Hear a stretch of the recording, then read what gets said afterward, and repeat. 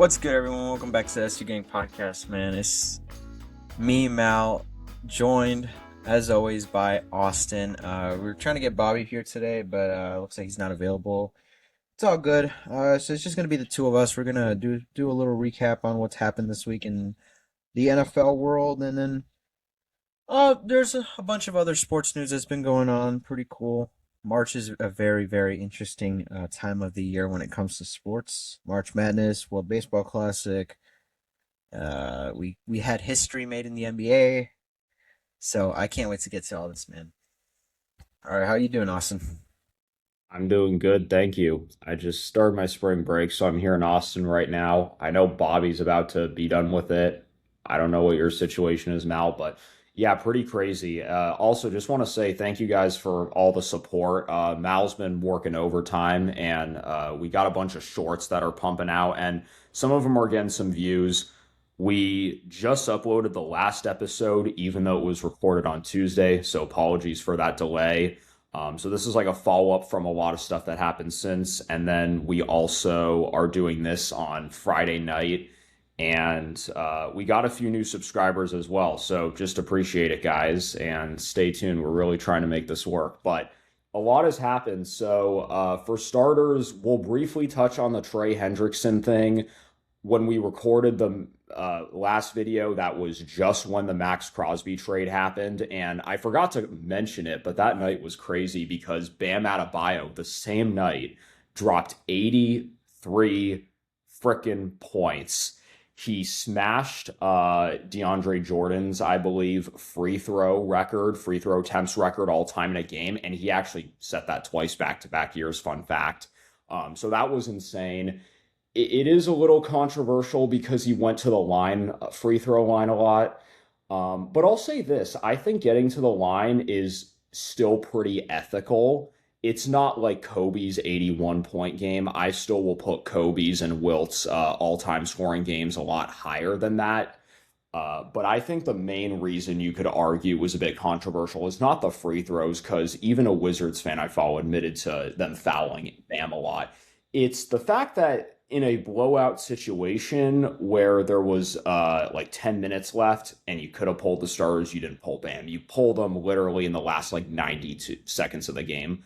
So that usually doesn't happen. That is my caveat to the Bam game. But honestly, I still think it is incredibly impressive what he did. I really think if you're complaining about the free throws, that's not really the right way to think about it. Not better than Kobe or Walt, in my opinion, but still insane history, man. It's really funny how the NBA just randomly outdoes the NFL sometimes in news. So just freaking nuts. But as someone who knows a little bit more basketball, that's my commentary on it. I really think people are complaining about the free throws too much. Me, I'm not the biggest basketball knower, but when I saw that it was going on, I was like, oh my gosh, I got a text from Austin. It was like a screenshot. It was like 74 points. I was like, wait. This is like this has got to be like a glitch on Real, right? It's got to be like a glitch or something. There's no way. That shouldn't be like possible. And then I see it's actually real, and then I'm like, oh my gosh, like we're about to witness history.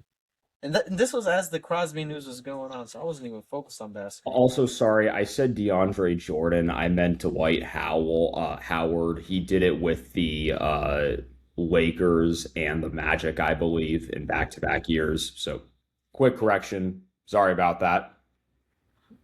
Alrighty. Well, that's the basketball news. I don't know much about March Madness. All I do know is that Illinois lost to freaking Wisconsin today by 2 points, so that's kind of trash. But yeah, My I second don't know. favorite team, insane buzzer beater against Iowa State. The Big 12 is really tough right now, and they just hit a dagger ISO 2 to win that game That in was the awesome. semis to keep their one seed. So go Wildcats, baby. Yes, sir. That's awesome, man. Hey, man. March is a very exciting time for sports. The WBC's been going on. USA is advancing. They defeated Canada, in which was kind of a close game. They almost let them off the hook, man. They were up 5-0, and then Canada slowly but surely started coming back. But USA has been resilient. This game kind of reminded me of the Mexico game where they were blowing Mexico out, and then Mexico just slowly but surely started coming back, and it was kind of getting scary. You started kind of feeling a heart attack if you were a USA fan. But they got it done in the end. That's what matters. Pete Crow Armstrong, PCA Cubs legend. He's been doing his thing in the WBC. I'm so glad he participated. We got quite a few Cubs players in playing in this tournament period, but mostly for USA. PCA, Matthew Boyd, and Alex Bregman. We signed him in January. It's a great signing for us. Yeah, and then Dominican Republic, they knocked out Korea today, and then I think tomorrow it's Japan versus Venezuela. That's going to be absolutely cinematic. Japan is unbelievably talented. They got my boy Seiya Suzuki, Cubs legend, Otani, of course. Just too many players to name, and then Venezuela, same thing. Just too many good players. If there's a matchup I want to see USA versus Dominican Republic. That is if you guys make sure to subscribe to my main channel, by the way. But that's where I do all the WBC content, man. You guys know how much I love Dominican Republic. They have so much aura. This is a very exciting time of the year, and regular season starts in less than 2 weeks as well. So I don't know how Austin feels about the Giants, but yeah, I'm excited for baseball. I haven't been following it too much, honestly, but the Giants are very good when it comes to chasing that Cactus Championship and in the preseasons. So right now, it just looks like good old Giants baseball, where we're going to finish 500 again after having a hot start in preseason and the regular season. But I also don't know too much about all of our moves. I'm still a casual. This is my third season. I'll actually be watching baseball, really. Oracle Park's beautiful. So even as a casual fan, it's really nice to catch a game there. So I definitely like some of the moves we made, and at least we're trying to make meaningful change by moving on from Melvin. So I can't really complain. Overall, excited to see what happens, and the Cubs. It was fun to watch them last year as well. So excited to see how they do. But yeah, follow Mal's main channel. He does a lot more baseball content there. We'll link it in the description and in the comments section as well. Yes, sir. Yeah, Cubs were they we got knocked out in the NLDS last year. We were one win away from the NLCS. The Cubs team went pretty far. You know, uh, very very fun season last year. Ended pretty shitty, but it is what it is. I think we had a good off season. I also talk about that on my main podcast, so you guys make sure to follow that. But anyway, that's enough baseball talk for now. We are a football podcast mainly, and let's get this first one out the way. After we talked about Maxx Crosby on Tuesday, the next morning, Trey Hendrickson signed with the Ravens. I believe it was a 4-year, $120 million deal, kind of making up for all the madness that happened the night before. So, what do you think, Austin?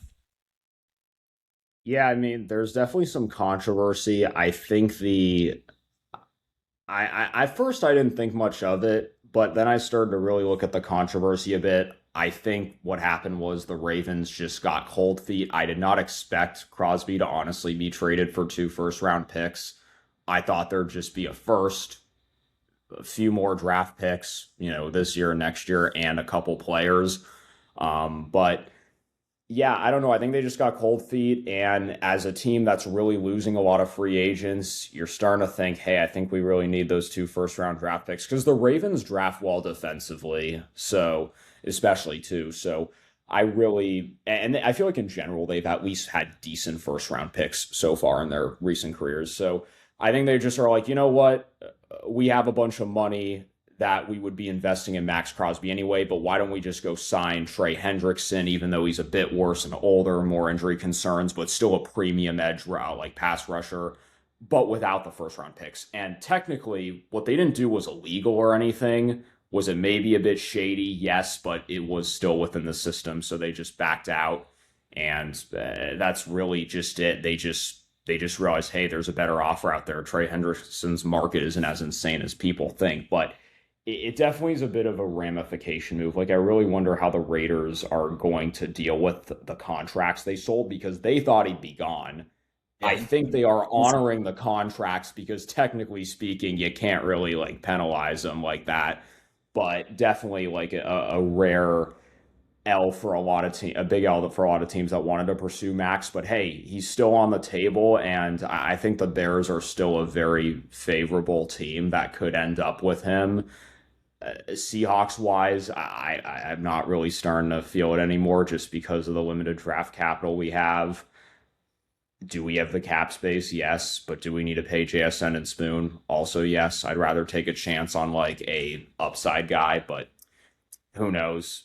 My point is, I think the Ravens were just using the injury stuff as a more of a justification to get out of it, but we know what they were really doing. They want to take back the North. They really do.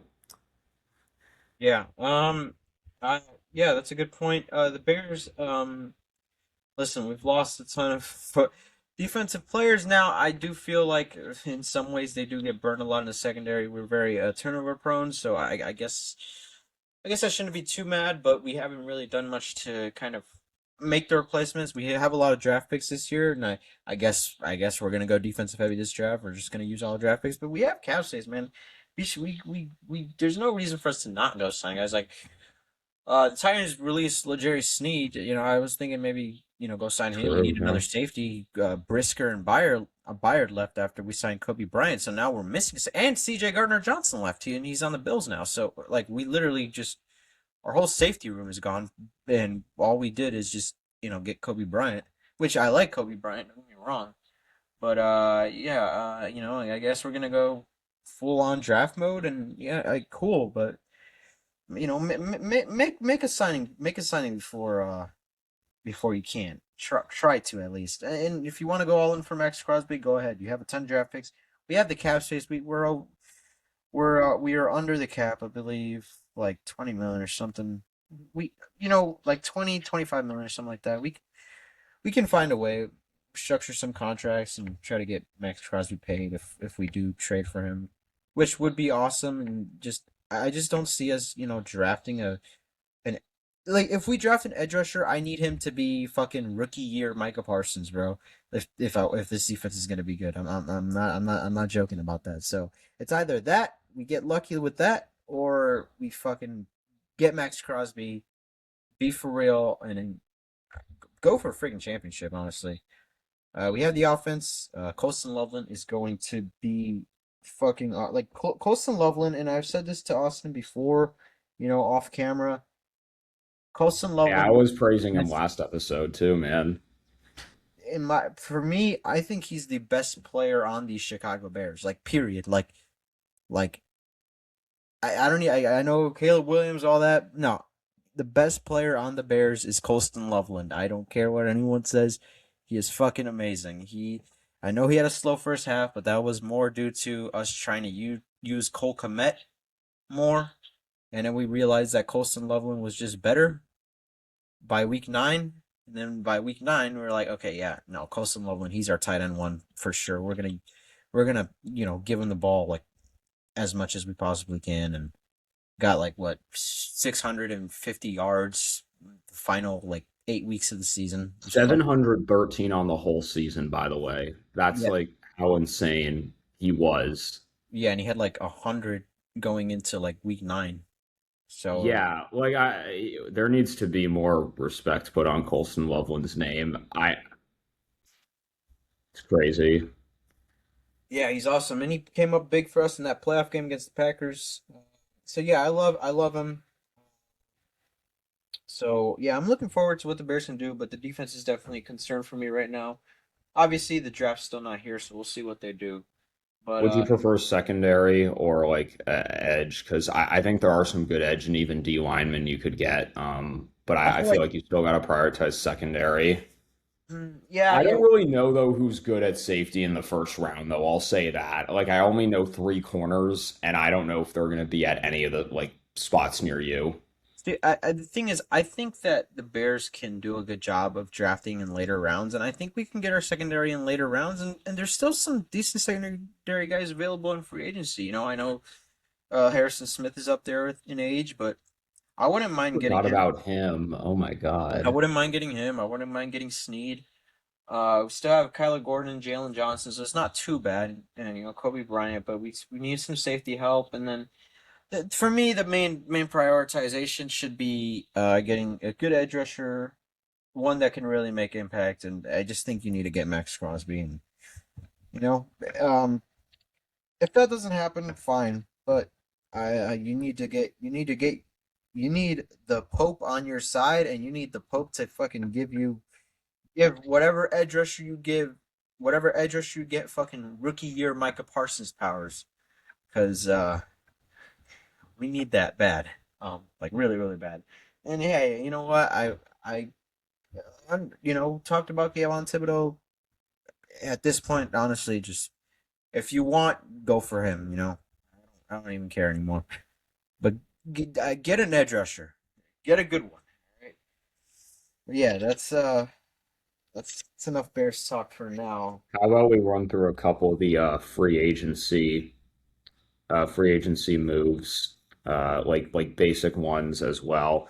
There's actually some I missed a few days ago that were like a little old, but the Niners traded for Osa Odigizua. The Also good. Cowboys all We also got yeah, he's a Niner, yeah, now. And the Cowboys also trade Solomon Thomas to the Titans for I think they're swapping seventh round picks as well. These are just rapid fire ones. Commander signing Charles Omenihu to a 1 year, $7 million deal. Bengals signing Jonathan Allen 2 year deal worth a max of 28 mil. The Commanders signing Rashad White. Niners signing Dre Greenlaw, and then pivoting kind of off Rashad White. He was a guy I initially really wanted for free agency, as a lot of guys started to fall off the board. But I forgot about the gem in Emmanuel Wilson. Now, casuals are going to say, oh my God, Walmart canine. All the haters are going to say it. But, bro, as a Josh Jacobs fantasy owner, when Josh Jacobs, I believe he was playing on a big injury on some games, Emmanuel Wilson stepped up. He can catch. He's a tough runner. He reminds me of Rashad Penny, like what the Seahawks saw in Rashad Penny before he got there. My other friend, also named Austin, Seahawks fan, he actually texted me that today. He sent like a TikTok highlight to me. I'm like, oh shoot. So yeah, he's pretty nice, and he at least has a lot of good effort on plays. He will be competing for the RB1 spot 100% until Zach Charbonnet comes back. Him, Helani, and Kenny McIntosh, who we really haven't seen yet. He's been in the weeds for 2 years, had an injury his rookie year, so we didn't really see the field. Like, that's a solid RB trio. And then when Charbonnet comes back, pretty solid. It's clear the Seahawks had a direction they wanted to go with the running back, and they didn't feel like paying Walker 15 mil a year. Very sad for me, but you got to embrace this new direction. And honestly, like Emmanuel Wilson, I like him, and Brian Robinson Jr., who's still a free agent, better than Rashad White now to think about it. And if they really want to draft a guy, they still could in later rounds. I like the Washington running back, but you could really get even Brian Robinson. I just think, though, that room does become a little crowded once Zach gets back. So you have to kind of get one of them, but I like that. And then the big one, actually, I'll do a few minor ones. CJ Gardner Johnson to the Bills and Jaquan Brisker signing to the Steelers. How do you feel about those two Bear secondary departures? Okay, CJ Johnson. Listen, I know I used to hate him. Uh, OG viewers kind of know that. Uh, when he came to the Bears, he didn't talk as much trash as he used to earlier in his career. But he was pretty decent for us now. I'm not gonna lie, the guy got burnt in coverage bad sometimes. But he did make big plays for us, and he's a good locker room guy to have too. He's honestly real. He's a very motivating guy. I feel like the Bears secondary, they really once he joined the team, they started playing even better, and they already had some good veteran guys like Kevin Byard and stuff. But I like C.J. Garner Johnson. He's gonna be a good guy to have in your clubhouse. He'll talk trash to some opponents. Um, he can make some good turnover worthy plays. Well, how many interceptions did he get for us? Like four or something. He was definitely. I don't know. I mean, I will say I like it for depth at least because we lost Taylor Rapp in free agency, who made some plays for us. And we also lost Taron Johnson in that trade as well, to the Raiders. So we signed him, and we also signed Geno Stone from the Bengals. He used to be a Raven under Mike McDonald, and then he signed for 2 years with the Bengals. Had some injuries, but good upside. Yeah, no, the Bengals. You're giving me like a smile of like, No, okay, no, no. I'm just saying, like, he I was don't know bad on much the about Bengals, him. but he's good. It's just like, Yeah, I mean, he was good with Mike, so there's upside. Like, I even wanted him as a Seahawks free agent if the Seahawks were exploring another depth piece. Like, he has potential, and either way, you're getting bodies at the position. So I don't hate it. Jonathan Owens, also to the Colts, another Bears guy. The I already mentioned Titans releasing L'Jarius Sneed. The Panthers also signed Rasheed Walker.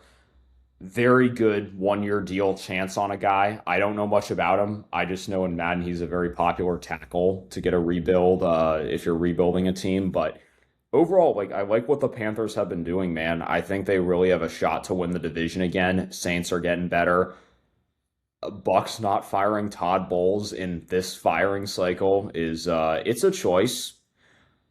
That's for sure. It's a choice of all time. So it's a garbage division, but like the competition there is interesting, and I think the Panthers are a very likable team right now. They're literally the Redskins or the football team of 2020. So who knows? I mean, like, dude, they took the Rams, who were the second best team arguably in the NFL, in a dogfight, and they beat them in the regular season too. So it's really the ones who are like, we got nothing to lose. So I like what they've done this whole offseason along with the Raiders. And then, big one, the Vikings signed Kyler Murray to a 1 year deal. I forgot the amount. I called that on the freaking money last episode. And I've honestly thought he'd go there since this offseason. But what do you think about that, Mal? it's good, man. The Vikings they're a good team, man. I think he's gonna fit KOC very well. We'll see if it's a quarterback competition with him and McCarthy. I know McCarthy had a terrible first year, but at the end of the day, he's never played a full NFL season in his career. So we'll see what McCarthy can do. He can turn around, man. I mean, now that being said, it's kind of hard to be so trash if you're playing under Kevin O'Connell and the weapons you have. I just that's kind of inexcusable. But maybe he's just maybe rusty coming off an injury. Who knows? Who knows? Anything could happen. We've seen a bunch of turnarounds happen with NFL quarterbacks. But I like Kyler Murray. He was on the Cardinals. He had his good moments, and then he had his shitty moments. 2019 and 2020 were really good for him, and 2021 they led to the playoffs. But I don't know. Maybe his 2020 season, I feel like it was actually better. But as a Seahawks fan, I think it's just because 2020 was the real battle back when it wasn't the Niners in the mix for the division. It was the Bird teams actually, and the Rams as well. So, but at the first half of the season, it was neck and neck with the Cardinals and the Seahawks. So maybe I just remember that team being a lot more competitive. We lost actually that Arizona game, and Lockett had a hell of a game. So, stuff happens, but I really like it. I think Kevin O'Connell I still think he's a guy that can really mold an offense well. It's just really the Vikings O line heavily disappointed last year. They signed like Will Fries and Ryan Kelly, and I thought, oh my God, this is an actual demon squad we got on offense here. Is JJ good? I think we still need to give it time. He showed a really good start against the Bears in week one with that comeback, and then it just went completely downhill. I think the O line's got to improve a lot. Kyler, I don't know if he fits off rip what KOC has coached, but it's definitely a very good shot, and I think he'll definitely be the starter going into that year. Like, I don't know. I feel like unless something goes horribly wrong, he's got the job locked up for now, at least. Unless JJ just has the most god tier alter ego off-season program that no one knows about, which in that case would be pretty cool too, but I just don't really believe it yet. Yeah, Vikings, listen, I think it's is gonna be a good fit. Kyler Murray, he's gonna have a good receiver. He's gonna have multiple good receivers to throw to. He's gonna have protection, and he's gonna have a defense that's gonna get him so many stops because they've extended Brian Flores' contract, which is absolutely terrible. I hate it. I hate playing the Vikings because their defense is so good. They are so they had a season that I would probably call that most people would probably give them an F for how it went, and they still went 9-8 because their defense was so good, and like they're gonna be so good next year. And I know we said, oh, they were gonna be so good last year. I mean, dude, it took JJ McCarthy having to be like below a D2 college QB level bad for them to underperform, and they still had a winning record. So, um, they're gonna be better. Yeah, I mean, the Sam Darnold thing at the end of the day just hurts for them. Everyone's overlooking that and JJ's performance because that was the real narrative going into the year. It's a very big decision for an org, and I feel like on paper I could see them going that way. You traded, you drafted this guy in the first round. No matter what the guy is, what fans think of him, you're going to give him the most shots of any like new rookie you're bringing into a team. So it just happens to be a quarterback versus another quarterback that balled out. So I feel like the decision in the moment, well, the Vikings GM made questionable moves. It's a choice a lot of teams would have made, and unfortunately, just doesn't hasn't worked out well for them so far. So, Yeah, but if Kyler balls out, earns himself another deal, they're probably not going to make that same mistake again. So. yeah, But at the end of the day, the NFL is just completely guessing and investing in players and seeing what happens. yeah. All right. Well, is there anything else you have for us to go over? Oh, the Tennessee Titans logo. So that was exactly as everyone predicted. I think they leaked it a few months ago. It's a very minimalized logo now. I think their uniforms actually aren't that bad. I really like the guitar stripes across the helmet. It's a very cool thing to the Music City. I just think their overall uniforms are only the fact that they're only just blue and white. I literally cannot tell a difference between the supposed three unis they have. I just I just think they need more colors. I do like the light blue. I always like the Titans light blue, but I'll miss the dark blue. And I think minimalizing the logo was a bad choice. So I'm overall mixed. I don't think they're anything too special to me, but like the attention to detail on the helmet. Yeah, no, I feel you. See, for me, I love the color scheme. And the thing is, like, for me, like, I love that type of blue. Like, that's, like, my favorite color. So, Yeah, yeah, I do too. I'm gonna have a little bit of bias when it comes to that. I like the mixture of red. Yeah, I'm cool with the uniforms, the logo itself. I don't hate it. It's just kind of funny to me because it reminds me of the CTA logo. If so, any of you Chicagoans, you guys know what I'm talking about. It looks exactly like that. It's just kind of bland, Oh shoot, I just pulled it up. but yeah. So I like it. You know what? I'm just gonna say I like it. People are gonna probably shit on me for that. I don't care. I'm just gonna say I like it because of some bias I have, and it kind of reminds me of Chicago in a way. So, good job, Titans. Shout out to you guys. Yeah, absolutely. All right. Well, without further ado, I think that'll do it for us, unless we have anything else we want to bring up last minute. But Thanks for tuning in for another episode of the SU Gang podcast.